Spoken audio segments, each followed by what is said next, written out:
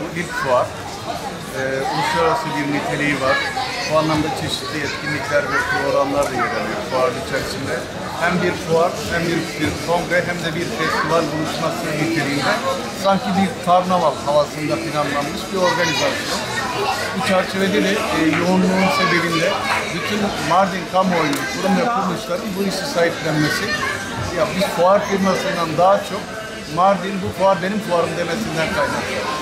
Kotomya Ovası'nın içerisinde tarıma ve tarıma dayalı sanayinin çok ciddi gelişen illerden biriyiz.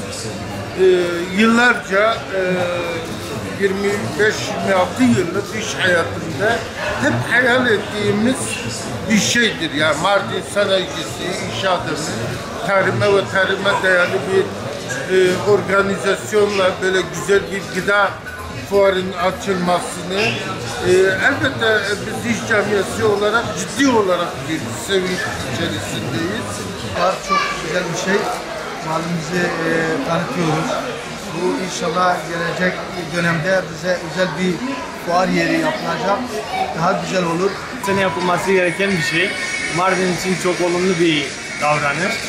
Halkımızın da bu tür şeylere rağbeti çok yüksek. Çok memnunuz. Burada Mardin'de Mezopotamya Ovası'nda ilk fuarımızı yaşıyoruz. Yani Mardin'de ilk fuar olması nedeniyle biz bu fuarın aslında bu kadar yoğunlukla geçeceğini hiç tahmin etmiyorduk. Ama gerçekten de beklentilerimizin üstünde bir fuar gerçekleşiyor.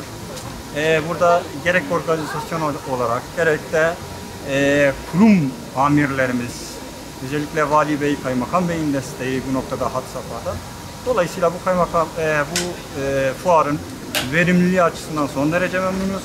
Gayet olumlu. Bu fuarın önümüzdeki dönemler için daha kaliteli, daha geniş kapsamlı fuarlara neden olacağını, sebep olacağını düşünüyoruz. Bütün ilçelerimizde yoğun bir katılım vardı. 3 gün boyunca hiç oturmadık diyebiliriz. 2-3 ay içerisinde yaptığım en verimli satış 4 gün içerisinde 4 ayı sığdırırız herhalde diye düşünüyoruz.